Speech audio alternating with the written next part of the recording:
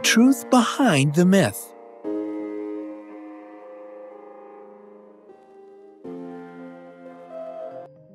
One of the interesting things about legends is that they often seem almost believable. I mean, how can entirely different parts of the world describe seeing the exact same thing for centuries? Is it so ridiculous to ask, are mermaids real? Did or do these half-human, half-fish mythical sea creatures really exist? Do they look like the red-haired beauty Disney introduced to the world in 1989? Or are they a little less glamorous? Believe it or not, scientists and historians have been interested in the mermaid's existence for years. In today's video, we're turning to their research to find out the truth. But before we dive into the legendary world of mermaids, be sure to click the subscribe button and ring that notification bell so that you'll always be the first to see all the newest updates coming out daily on the bright side of life. The Merriam-Webster Dictionary describes the mermaid as a fabled marine creature with the head and upper body of a woman and the tail of a fish. It has a male counterpart, the merman, and both have made plenty of appearances in books, comics, cartoons, and movies. The most popular of which for our generation is, of course, Disney's lovely Ariel in The Little Mermaid. But this cartoon was an adaptation of a fairy tale written by Danish author Hans Christian Andersen in 1837. However, in Andersen's The Little Mermaid, we don't get a happily ever after ending, but a tragic one. Sorry to ruin your childhood. Anyway, going back to our current topic, The Little Mermaid isn't the first story that opened our eyes to the world of merfolk. The first mermaid, according to legends, is Atardaghis, the ancient Syrian goddess of the sea. She didn't start out as a mermaid though. She was once a powerful priestess who, like the Little Mermaid, fell in love with a human. But his mortal body couldn't handle her, divine powers in bed, and he died. She became pregnant with his baby, and she never could move on from the death of her beloved. After Atargatis gave birth to the child, she decided to drown herself in the ocean. But the gods took pity on her because of her exceptional beauty and turned her into a mermaid.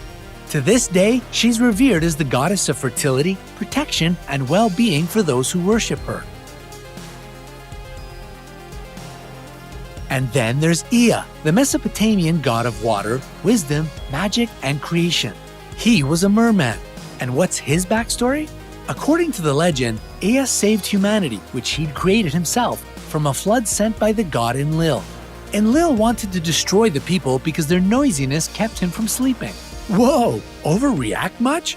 This was told in the Babylonian myth called Atrahasis and the Epic of Gilgamesh.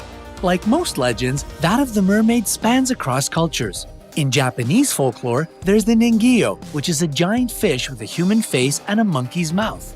If you can get over its monstrous appearance, it's believed that adding Ningyo to your diet will give you eternal youth and beauty. You'll just be cursed after consuming one is all, no big deal. In most parts of Africa, they have Mama Wata, which is derived from the English mommy water. If you're on her good side, she'll choose you as a medium for her special powers.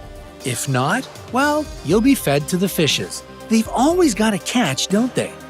The female Merrows of Ireland are beautiful with long green hair. The males? Not so much. Merrows have to wear something called a Koholin druith, which is a magical cap that helps them live underwater. In Russia, they have the Rusalka, a water nymph in Slavic mythology that's been portrayed as both good and evil. In the lighter version, the Rusalka mermaids were believed to be kind and help water the crops. The darker side of the myth is that they were girls who died in cruel ways, and they dragged their victims to a watery death. In Norway and parts of Scotland, they have the Finnfolk, who were shapeshifters of the sea. They have an affinity for silver and tend to make humans their slaves. The Inuit also have a fair share of mermaid stories, particularly the tale of the Sedna. She's the guardian spirit of the Inuit and the mother of all sea mammals. The Caribbean islands and other parts of the Americas are home to a water spirit called La Cerne, derived from the French La Sirène, meaning the mermaid. And, on a related note, linguistically, we can't forget the sirens of Greek mythology. Beautiful on the outside and deadly on the inside, these famous mermaid-like creatures had a face-off with Odysseus and his crew in Homer's The Odyssey. Luckily, Odysseus and his men managed to come out with their lives by stuffing wax into their ears so they couldn't hear the seductive and hypnotic singing of the sirens. But mermaids aren't just a thing of ancient legends. The hype continues even today. Unconfirmed and probably false, sightings have been reported all over the world in the past years. In 2013, Animal Planet added fuel to the fire when they made a fictional documentary titled Mermaids, The Body Found, that racked up 3.6 million views. This only proves that people's fascination with these mythical sea creatures still hasn't wavered even in the 21st century. Animal Planet's stunt, although they were open and honest about the fact that it was all made up, isn't the first one. In 1842, P.T. Barnum created a fake mermaid by sewing together the head and torso of a monkey and the tail of a fish as part of his circus show.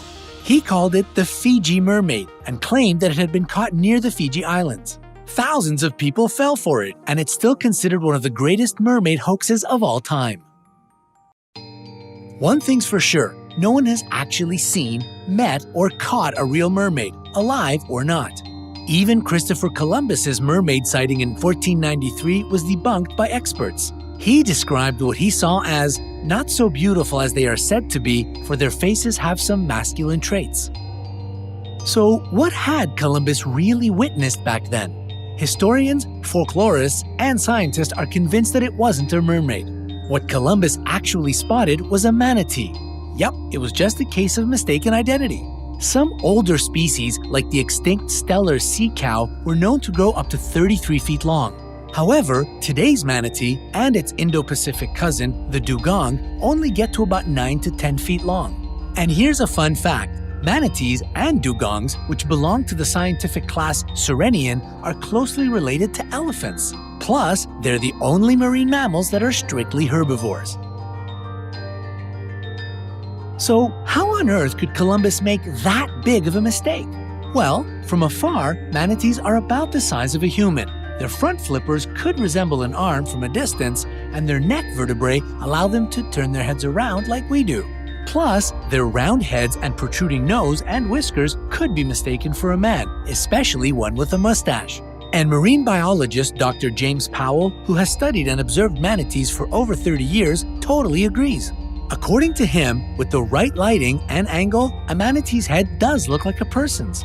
Plus, for lonely sailors deprived of human contact for so long, when they saw the flat, mermaid-like tail of manatees doing tail stands in the distance, they could easily take it for the mythical sea creature.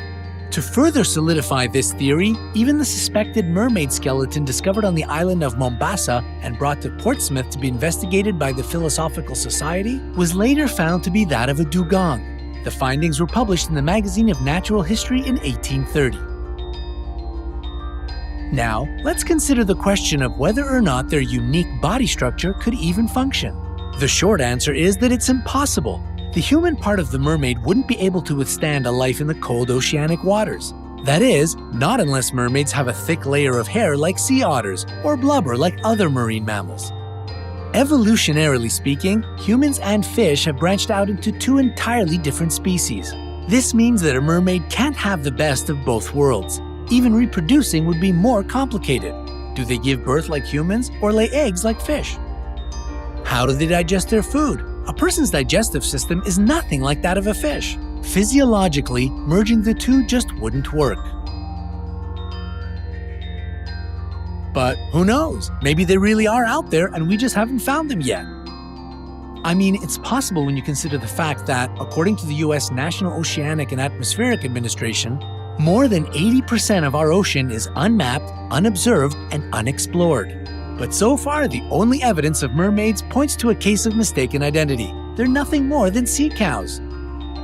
For the time being, mermaids remain fictional characters and a favorite mythical subject to discuss.